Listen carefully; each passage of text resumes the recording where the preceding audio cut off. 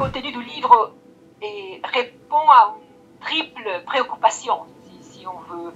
Tout d'abord, cet ouvrage voudrait proposer une lecture complexe et multidimensionnelle des transformations dans une industrie andin, quechua, où les 90% de la population se définit appartenant à une culture quechua, mais industrie qui vit avec une grande intensité de transformations très importantes. Et alors, la question, c'est comprendre ces transformations. Et là, qu'est-ce qu'on va trouver dans le livre? C'est un effort multidisciplinaire de compréhension des transformations. C'est débroussailler un peu les nœuds de ces transformations. Évidemment qu'on ne réussit pas à tout répondre, mais on pose les questions qu'il faudra continuer à investiguer. C'est comment poser une agenda des recherches. C'est la première chose alors qu'on va trouver des articles qui vont mettre en lumière, par exemple, les transformations économiques, les transformations socioculturelles, la transformation de la relation entre les genres, et la question de l'éducation interculturelle, plusieurs dimensions. Hein, c'est la première chose, le premier ordre d'article. Mais le deuxième qu'on essaye de présenter dans cet article, c'est une démarche. Comment on peut produire une vision complexe de la réalité, rigoureuse de la réalité, mais en co-construction. Comment on co-construit avec des collègues des autres universités, mais aussi avec des communautés paysannes, avec des étudiants, un objet d'étude où ils sont aussi sujets dans la construction de cette connaissance. Ça, c'est le deuxième élément qui nous semble également important que les premiers. Les premiers, c'est les contenus, c'est un fruit. Et ce qui est important, c'est la démarche, des schémas qu'on a suivis pour arriver à ces résultats. Et le troisième objectif, qui est en lien aussi avec les contenus, et que pour nous c'est également important, c'est toute la réflexion sur la responsabilité sociale universitaire. Ça veut dire comment nos universités, plus être des universités de qualité au niveau de l'enseignement et de la recherche, ils produisent une connaissance utile. Quelles sont les finalités de cette connaissance?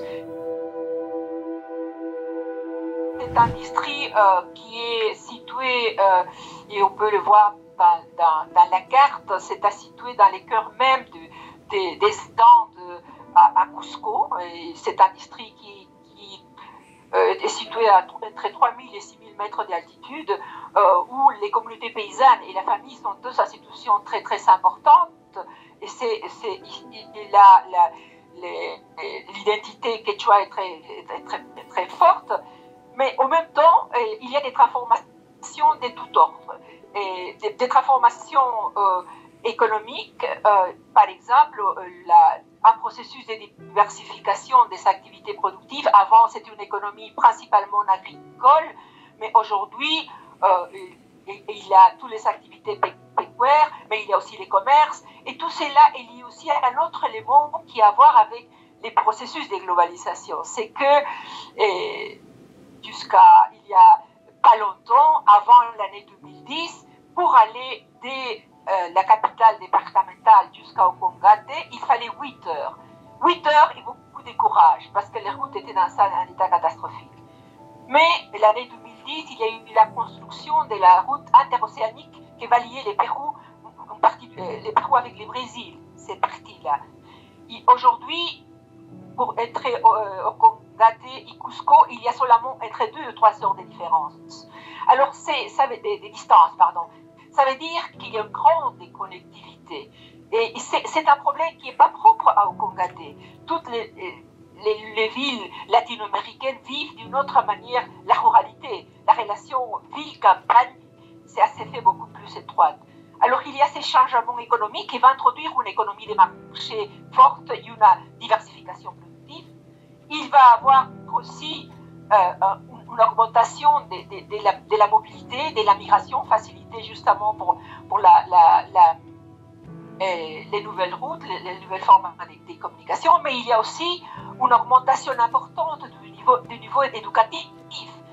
Aujourd'hui, l'accès à l'enseignement primaire et secondaire est généralisé, mais les problèmes restent un problème de qualité de l'éducation et surtout d'accès aux études universitaires dans une université publique et gratuite. Parce qu'au Pérou, il y a un processus de mercantilisation très fort de l'éducation.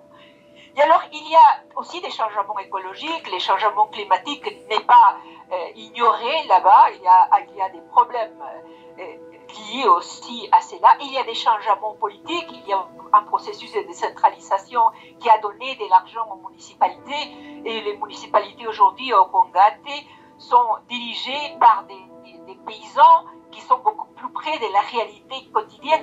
Ça veut dire qu'il y a un ensemble des changements qui ont une incidence au niveau intergénérationnel, au niveau culturel. Il y a aussi la téléphonie mobile s'est développée. Et en fait, il y a cet ensemble de transformations. Et avec une perspective historique, on peut voir qu'il y a des changements générationnels. Moi, j'étudie la question des genres et je vois que en 3 générations, la première génération les femmes n'allaient pas à l'école. La deuxième génération, ils allaient aux études primaires difficilement. Et aujourd'hui, presque toutes les filles finissent les études secondaires et une partie réduite encore va à l'université. Mais il y a eu un changement radical. Et alors tout cela fait que c'est comme un laboratoire de transformations qui vivent, je pense, tout le monde rural.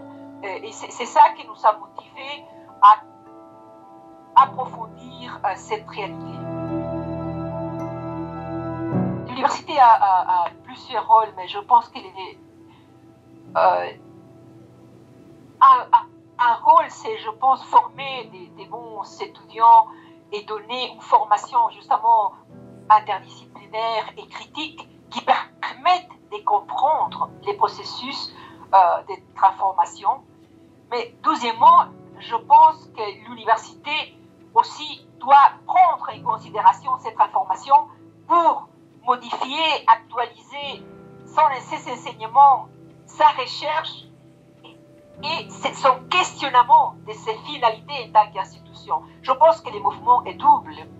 Et nous sommes en train d'écrire un 2e livre avec les regards des étudiants issus des communautés. Et c'est très intéressant, comme ils ont une lucidité, ils reconnaissent l'apport de l'université, mais ils demandent qu'il faut aller plus loin. Et aller plus loin, et pas nier leur histoire, mais s'ouvrir à d'autres points de vue et avoir des clés de lecture du présent et du futur. Je dirais que, et surtout, je dirais, dans ce sens, c'était lié avec les travaux et l'appui qui a donné l'ARES à l'université San Antonio d'Abad. C'est justement dans les cadres actuels du Pérou, l'université publique a vu une crise très forte. Et alors, justement, soutenir une université publique comme le SAC ou bien les gens de ces communautés qui n'ont pas moyen de payer ces études comme on les fait dans les universités privées, et une université de qualité au niveau régional est cruciale. Est cruciale pour la compréhension de ces sociétés, mais aussi pour que l'université puisse être à l'auteur des exigences du développement local et régional.